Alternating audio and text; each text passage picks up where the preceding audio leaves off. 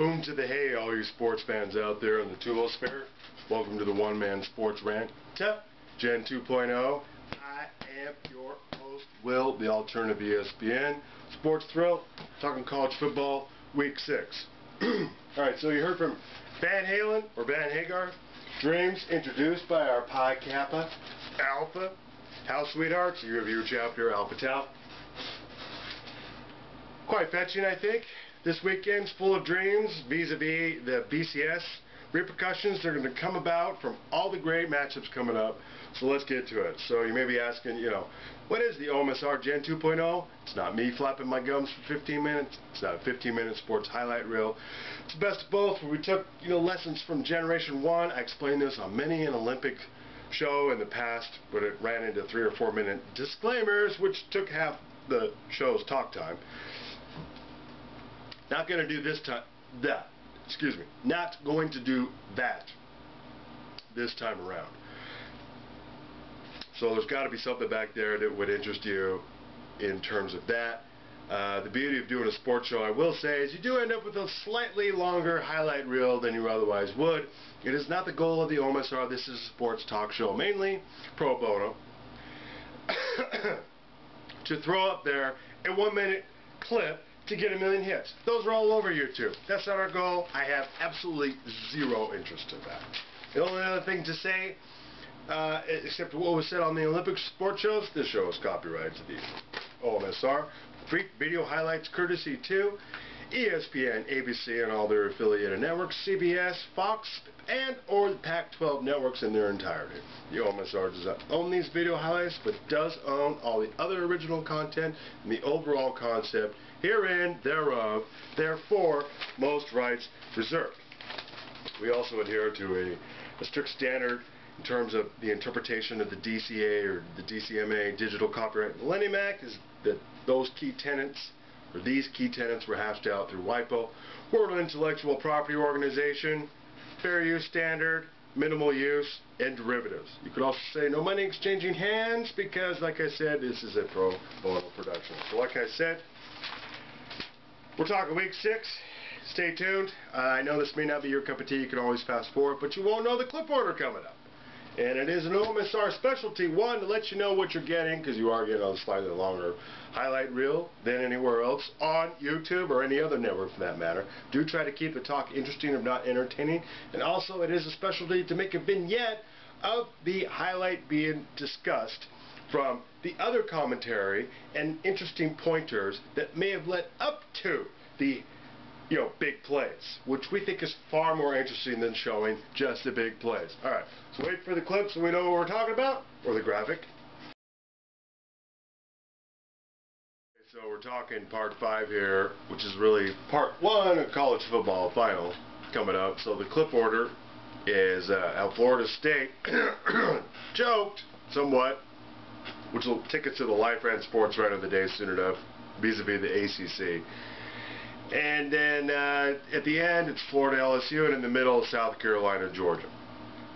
So on the LRSR of the day, people poo-poo the ACC, and typically there's like 1 to 2 teams that we've seen the last couple of years, either FSU. It's what they choke to some unranked member of their conference. Well, this same sort of thing goes on in the Pac-12 all the time. You even heard Jesse say it the other night on Thursday Night Football. I just didn't catch it because the game was over towards the end when he said it. But that parity in the Pac-12, top to bottom, any team there can beat any other team, more so than any other conference. It's just that because in the ACC, when this happens to a top-tier team, everybody's sort of like, well, there goes their national championship run right down there, because the rest of their schedule, vis-a-vis, you'll hear it, the Florida State clips, they're not going to be able to make up ground, which is kind of not fair. It's like the ACC and the Big East with this BCS formula, which is not going to matter, here pretty soon. That sort of thing was not taken into consideration. There were stronger conferences back then, for sure. So now your conferences are looking like, even when the BCS goes by the wayside. Your Pac-12, Big 12, or is it Big 11, Big 9? I forget. How many teams are in the Big 12 now? And, of course, your SEC. So we'll see. We'll see, SEC, if you can run the table here. But the way West Virginia was looking, it's looking pretty good. All right, so there's a 2-minute warning, so don't go around time. So like from Generation 1, let's go back to our musical leader to Dreams. Everybody had dreams this weekend. 4 of them went down, 4 of them moved up. Thanks for watching. No silly DUIs while you're out there celebrating, I don't know, NASCAR or the NFL. Gen 2.0, later days, and more college football. Play. The biggest shake-up Saturday in the top 5 in 4 years. Now, some of it you could see coming, but not this. Not Florida State, the one team that we thought, Coach, was immune from the ACC Wheel of Destiny. But they weren't the only top 5 team to lose. South Carolina demolishes Georgia. Florida beats LSU. Join us on Football Finals. We'll show you how this happened, as well as what's going on with the SEC race. Here you are, Mayday. You got it. What would West Virginia quarterback Geno Smith do against Texas after last week's record performance? Well, we're going to show you on College Football Final. Act like you've been there before.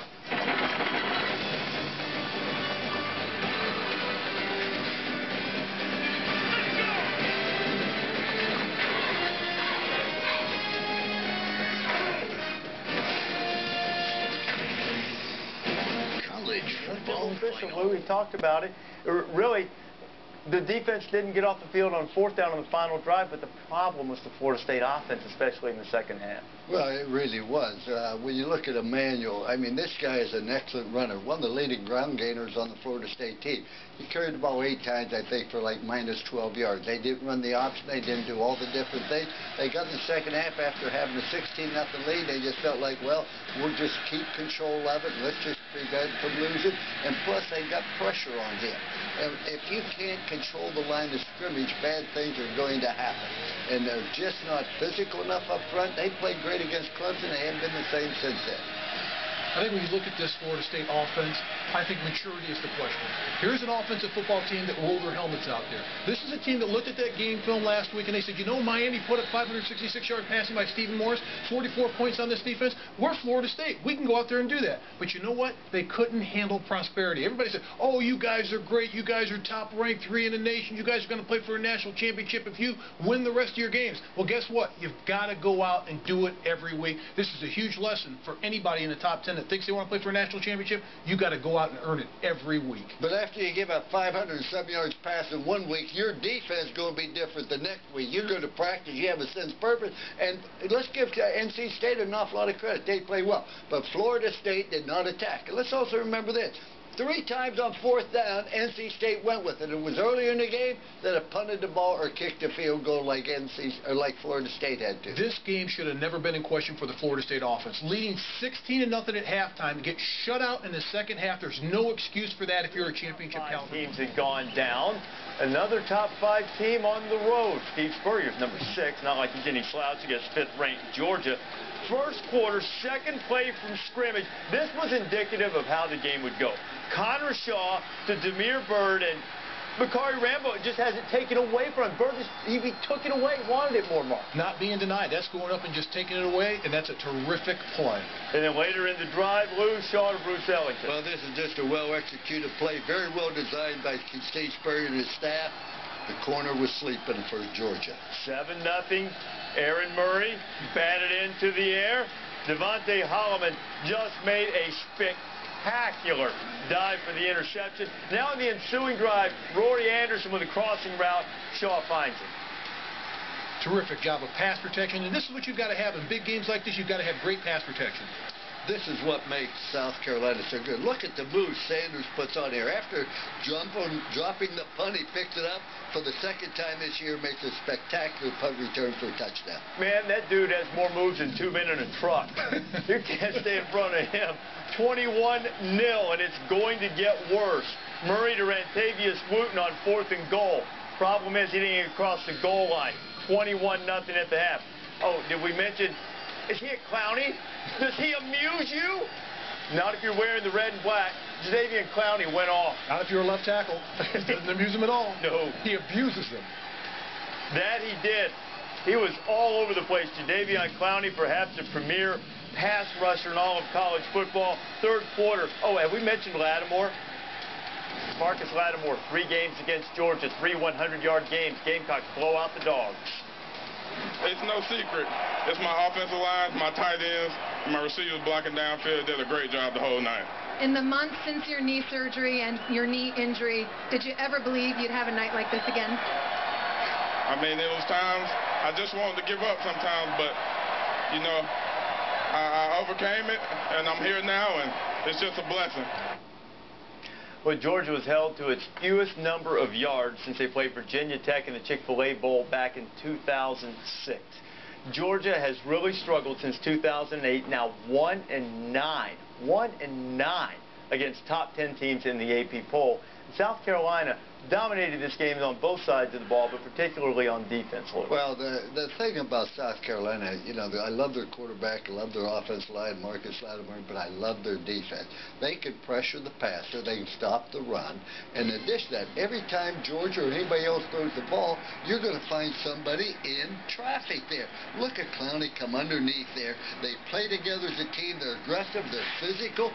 They just come off the ball. They'll come off the ball quicker than the offensive line will. And notice how close the defensive backs are. Notice their position. They're ready to break on the ball. They know something's going to have to happen quick. And every time a pass is thrown, I'm going to tell you, there's going to be a South Carolina defensive back very close to it. And if you complete it, you aren't going to run after you catch it. They are impressive. Okay, so that means South Carolina, they're going to go into the top 5, obviously. One of the 3 top 5 teams to lose was Georgia. Another one was LSU. They went down, much like Georgia got out-toughed by South Carolina. LSU got out-toughed by Florida's offensive line. And their offensive line just hit the defense of LSU right in the mouth, continually play after play after play. At one point of the game, they ran the ball 25 consecutive times, and there was nothing the LSU defense could do about it. Now watch this play. This is their version of the counter trey. Block down with the right side, pull with the left side, kick out and turn up guard and tackle, and this is a play that you just want to be your bread and butter play, because what happens is the defense can't stop it, because it's an angle play. They're going to take one step and follow the guy that's coming in motion, and then you're going to pull your left side to the right side and block down with the right side. It's just tough to stop. But what's more importantly, when you can impose your will on a defender running the ball, you walk up to the line of scrimmage as an offensive lineman, they know you're going to run it, you know you're going to run it, and they can't stop you. That's imposing your will. 2 observations. Who would have thought a week ago we're sitting here talking about a team from the state of Florida with a chance to win the national championship, and it's not in Tallahassee. Now, why'd that happen? Let's give Florida's defense a lot of credit. They turned the ball over on their own 9-yard line and held LSU to a field goal. LSU got 2 field goals. As long as you're down 6 points, it doesn't matter what happens. You just keep the faith, because, you know, 1 touchdown will take the lead, and not only that, they got 2 of them. So I thought their defense kept them in the game. Hey, kudos to Will Muschamp and his coaching staff, because at Texas A&M, down at halftime. Tennessee, down at halftime. LSU, down at halftime. Halftime adjustments were critical. They made them at halftime. The team accepted them, went out and implemented those changes at halftime, performed on the field. That's a sign of great coaching, and that's a sign of a team that's maturing week to week. No question. You know, Will had talked about the fact that they simply weren't tough enough last year to win in the SEC. They certainly are now, and they're finishing. You heard him say they challenged their team. A huge difference in the way they're performing in the second half of games. Mark mentioned the adjustments, and it is manifesting itself in the numbers for sure. They're holding opponents to less than a field goal per game in the second half of their game. Since October 11, 2008, we've had 3 top 5 teams go down the same Saturday. So what